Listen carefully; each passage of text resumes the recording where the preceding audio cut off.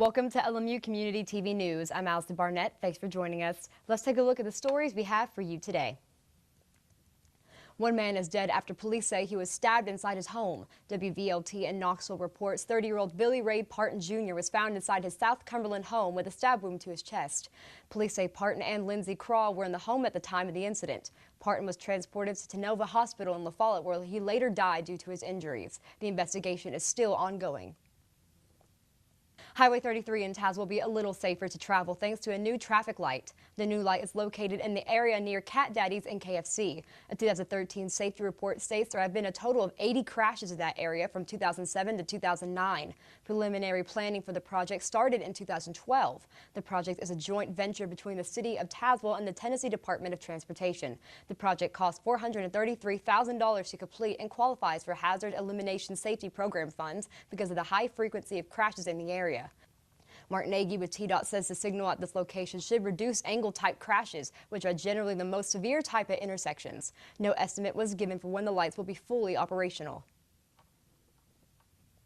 The Bell County area recently received recognition for its efforts in tourism. The Cumberland Gap Regional Tourism Association designated for Bell County residents as winners of the 2018 Region Strong Award. The Middlesboro Daily News reports John Grace, Jacob Roan, Jeannie Redmond, and Emily Ayers were selected to receive the award. The association is made up of several counties in the tri-state region, including Bell, Claiborne, and Lee County. The 10-county organization was named 2018 Destination Marketing Organization of the Year by the Tennessee Hospitality and Tourism Association.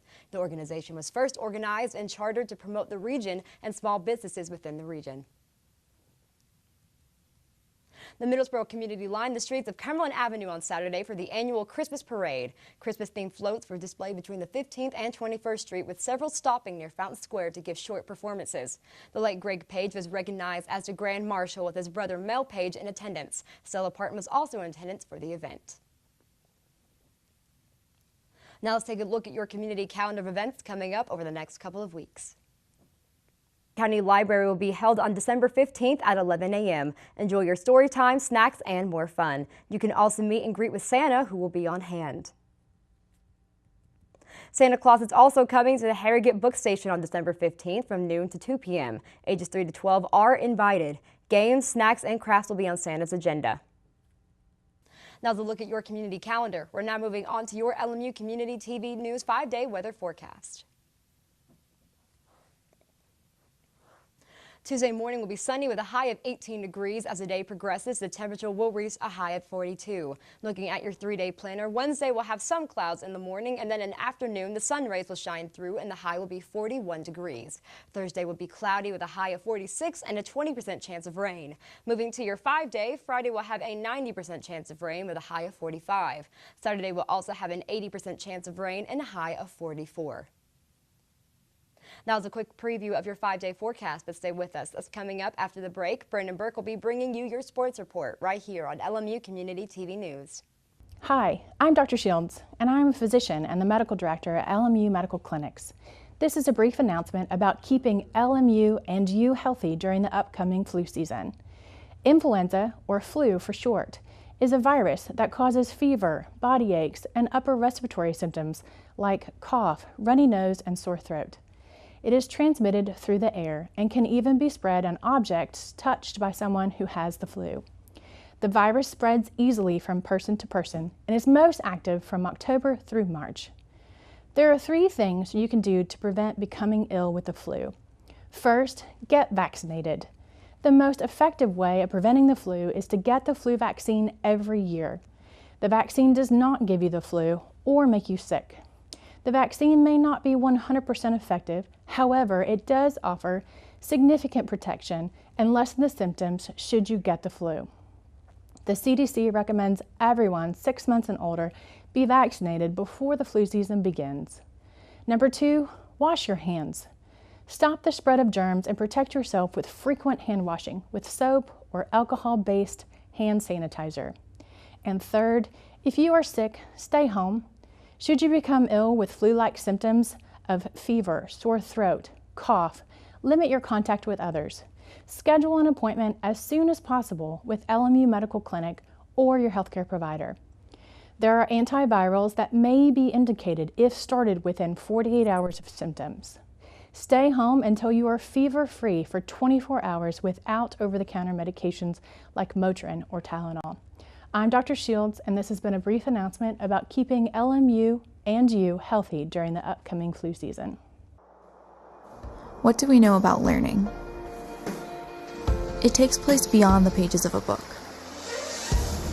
We learn by exploring, by trying new things, by connecting, by sharing. We learn by taking chances and dreaming big. At Lincoln Memorial University, learning is beyond the books. It's everywhere. Guess what? I have some news for you. There's free food right there, junk food. You see that truck? Oh, jeez. It's a 2 Michelin star chef. All for free, ladies and gentlemen. All for free. Here we have a panzanella with summer vegetables and pesto. Enjoy. How we doing? Fantastic. So what do you got going on underneath that plate there? This food is really about to be thrown away. Yeah. Bro? Is there something wrong with this food? Where did you get it from? From farmers markets. They put aside the ugly vegetables and the ugly fruits. Carrot top, soft avocados. It was all food that was going to be discarded. Even the drink you had is made from like a little bruised peach. Did it taste a little bruised? Great. It's good. The average person throws away 24 pounds of food a month. That's a lot. Isn't that a lot? Go visit SaveTheFood.com for more information. Thank you. Junk food time!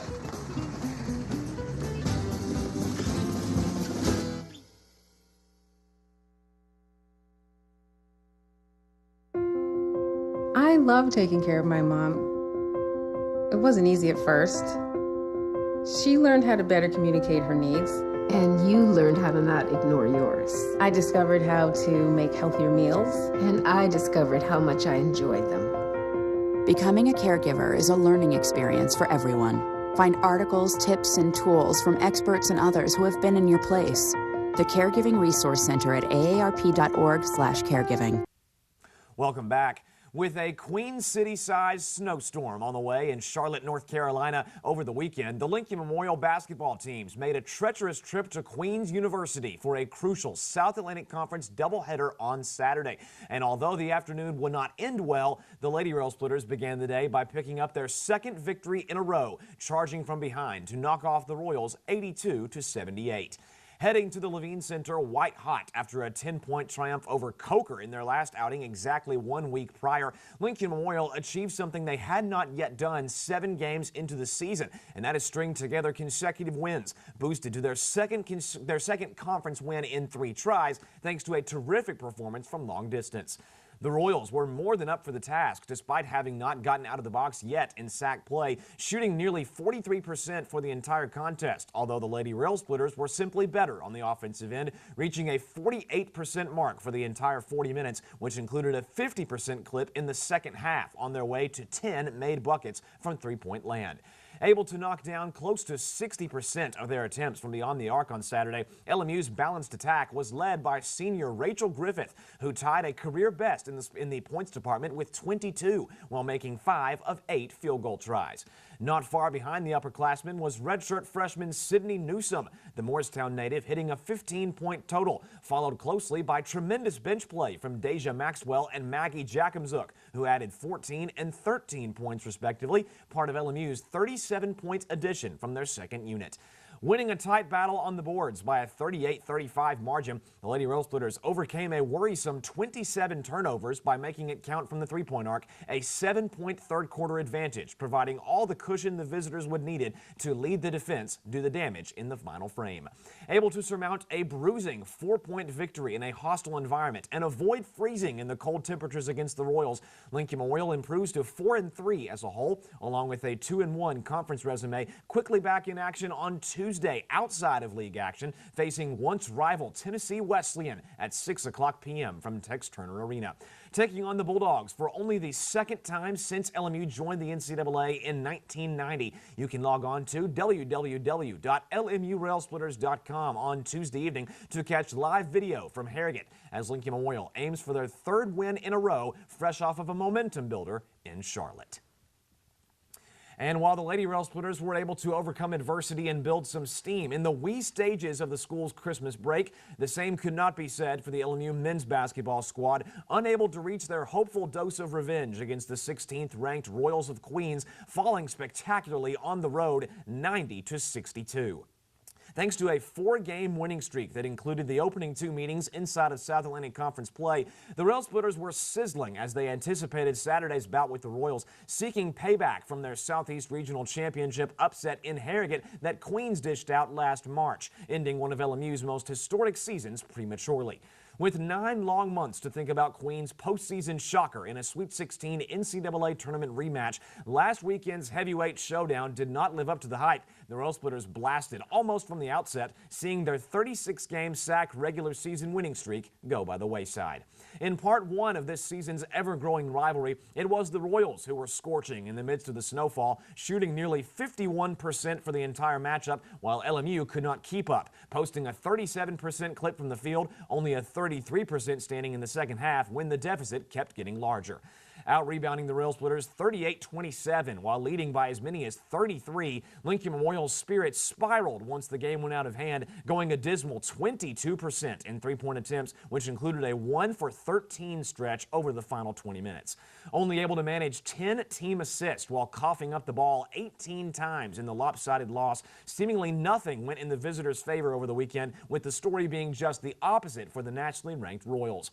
A small bright spark in LMU's gloomy day, redshirt junior Cameron Calhoun recorded 17 points on a 6 of 8 performance offensively, although the only other noteworthy contributions came from Cornelius Taylor and Anthony Brown, each adding 10 points.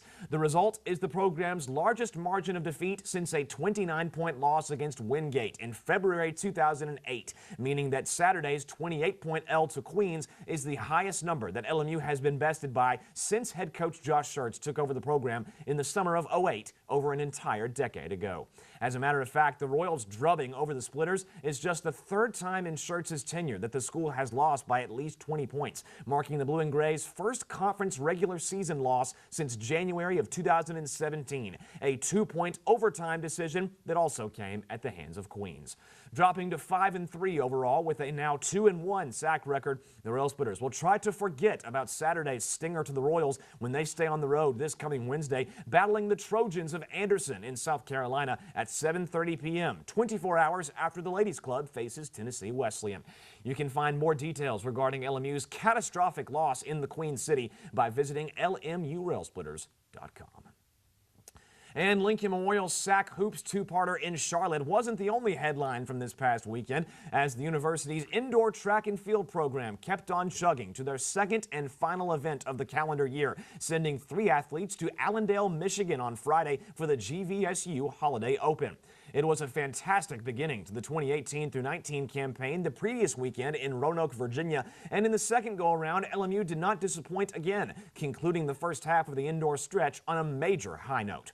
As the only male runner of the trio of splitters up north, freshman Spaniard Roberto Fajardo continues to break down barriers in only his second event, the Madrid product, setting another school record in the infant stages of his blue and gray career.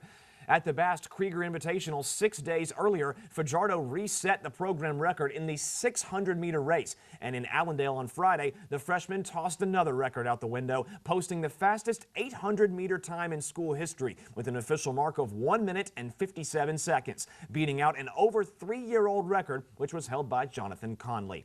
The other 2 LMU athletes on the female side competed well alongside Fajardo, as Jerica Covington and Anna Verdu-Cobo both raced in the 400-meter event, landing in 10th and 20th place, respectively.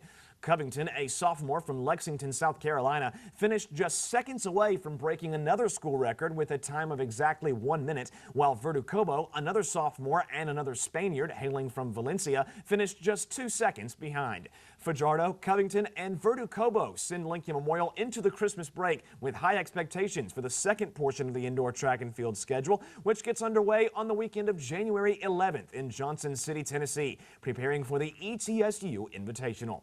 As always, you can head over to LMURailsplitters.com for complete information on anything regarding Lincoln Memorial Athletics as the school enters a relatively quiet state in December, with basketball grabbing the majority of attention. And that is all for sports over the weekend, but stay tuned as more LMU Community TV news is coming up right after this. What do we know about learning? It takes place beyond the pages of a book. We learn by exploring, by trying new things, by connecting, by sharing. We learn by taking chances and dreaming big. At Lincoln Memorial University, learning is beyond the books. It's everywhere. Guess what? I have some news for you. There's free food right there, junk food. You see that truck? Oh, jeez. It's a 2 Michelin star chef. All for free, ladies and gentlemen. All for free. Here we have a panzanella with summer vegetables and pesto. Enjoy. How we doing? So what do you got going on underneath that plate there? This food is really about to be thrown away. Yeah. Bro? Is there something wrong with this food? Where did you get it from? From farmers markets. They put aside the ugly vegetables and the ugly fruits. Carrot top, soft avocados. It was all food that was going to be discarded. Even the drink you had is made from like a little bruised peach. Did it taste a little bruised? Great. It's good. The average person throws away 24 pounds of food a month. That's a lot. Isn't that a lot? Go visit savethefood.com for more information. Thank you. Junk food time!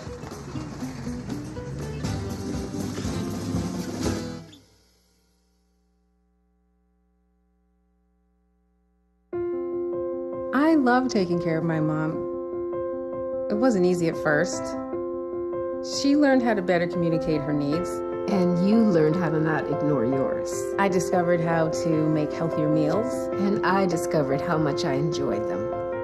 Becoming a caregiver is a learning experience for everyone. Find articles, tips, and tools from experts and others who have been in your place.